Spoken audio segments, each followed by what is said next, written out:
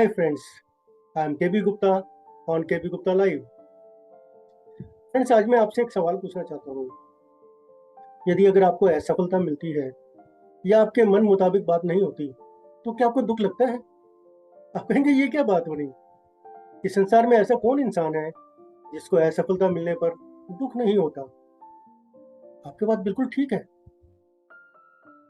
मेरे भी कभी मन मुताबिक चीज नहीं होती, तो मुझे भी दुख लगता है। फ्रेंड्स, असफलता मिलने पर दुखी होना एक साधारण बात है। मेरे ख्याल में इस दुनिया में ऐसा कोई भी इंसान नहीं है जिसे असफलता मिलने पर दुख नहीं होता। मैंने बड़े बड़े मोटिवेशनल स्पीकर्स को भी कहते सुना है कि सेटबैक लगने पर उनको भी दुख होता है और कभी कभी वे भी डिप्रेशन में चले जाते हैं। तो फ्रेंड्स तो फ्रेंड्स सेटबैक होने पर दुख होना एक आम बात है। इसलिए यह इम्पोर्टेंट नहीं है कि असफलता मिलने पर दुख होता है कि नहीं होता, बल्कि ये बात इम्पोर्टेंट है कि उस दुख को हम कैसे हैंडल करते हैं। फ्रेंड्स, अपनी बात को आगे बढ़ाने से पहले मैं आपको दुनिया के सफलतम लोगों में से एक की एग्जाम्पल देना चाहूँगा। 21 ईयर्स की एज में इस इंसान का बिजनेस फेल हो गया। 22 ईयर्स की एज में इनको इलेक्शन का टिकट नहीं मिला। 24 ईयर्स की एज में ये फिर से बिजनेस में फेल हो गए।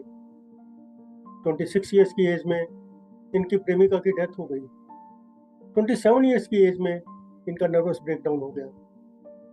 45 ईयर्स की एज में ये सीनेटर बनने में असफल रहे। 47 ईयर्स की एज में ये वाइस प्रेसिडेंट बनने में असफल रहे। लेकिन 52 ईयर्स की एज में ये अमेरिका के प्रेसिडेंट बन गए। जी हाँ, मैं बात कर रहा हूँ अमेरिका के भूतपूर्व राष्ट्रपति अब्राहम लिंकन की। अब्राहम लिंकन को बहुत सी असफलताओं का सामना करना पड़ा, लेकिन उन्होंने हिम्मत नहीं हारी और अल्टीमेटली सफल होकर दिखाया। अब आप कहेंगे एक इंसान तो अब्राहम लिंकन नहीं बन सकता। मैं आपके बात से सहमत हूँ। आप अब्राहम लिंकन तो नहीं बन सकते, लेकिन आप अपनी जिंदगी में सफल तो हो सकते हैं। ये इस बात पर डिपेंड करता है कि असफलता से मिलने वाले दुख को आप कैसे हैंडल करते हैं। मेरे विचार से इस दुनिया में तीन तरह के लोग हैं। पहले वे लोग हैं जिनको असफलता मिलने पर कोई फर्क नहीं पड़ता।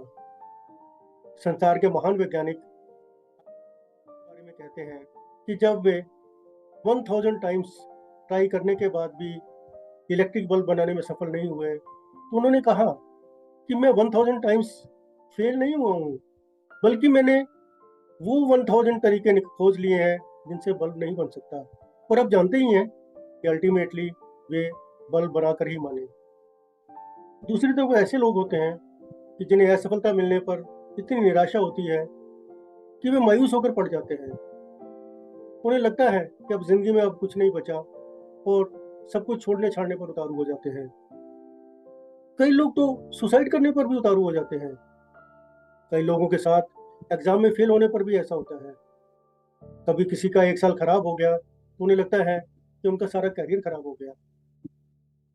मेरे ख्याल से तीसरी तरह के वे लोग हैं जिन्हें असफलता मिलने पे दुख तो होता है, लेकिन वे जल्दी ही इससे उबर जाते हैं। मैं भी कुछ ऐसा ही हूँ। जब मेरी कोई वीडियो नहीं चलती तो मुझे घोर निराशा होती है कि अरे यार, इतनी मेहनत करने का क्या फायदा। जब लोग मेरे अनुभव से लाभ नहीं उठाना चाहते, तो क्या जरूरत पड़ी है मुझे इतनी मेहनत करने की। लेकिन फिर अगले दिन नई वीडियो की स्क्रिप्ट लिखने के लिए बैठ जाता हूँ। मेरे ख्याल से उन लोगों को मेहनत करने की जरूरत है जो जरा सी असफलता मिलते ही सब कुछ छोड़ने छाड़ने पर उतारू हो जाते हैं। मेरे ख्याल से संसार में कुछ भी ऐसा नहीं है कि जिससे जिंदगी खत्म हो जाए।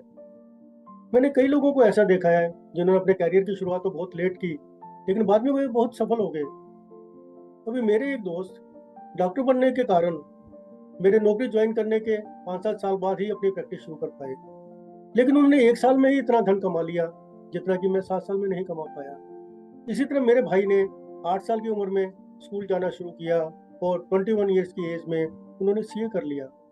जबकि हमेशा मेरी माता जी को चिंता सताई रहती थी कि ये पढ़ाई करेगा भी कि नहीं।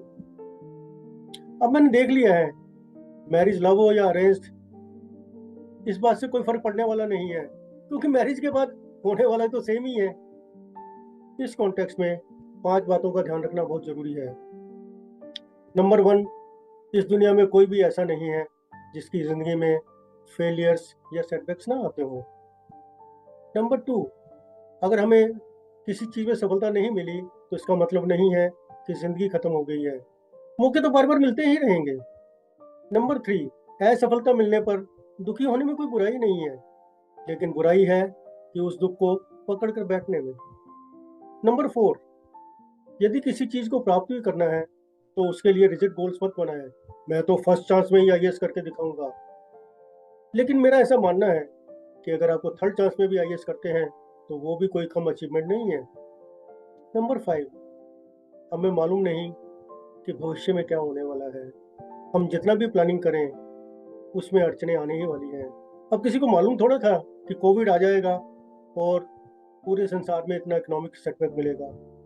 इसलिए अगर सफल होना है, तो फेलियर्स और सेटबैक्स के लिए मेंटली प्रिपेयर्ड रहिए। फ्रेंड्स, मुझे लगता है कि ये वीडियो देखने के बाद आप अपने फेलियर्स और सेटबैक्स को अच्छे तरीके से हैंडल करेंगे। I wish you all the best.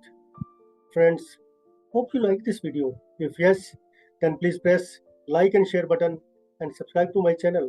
Don't forget to press bell icon to know about my upcoming videos. Thank you.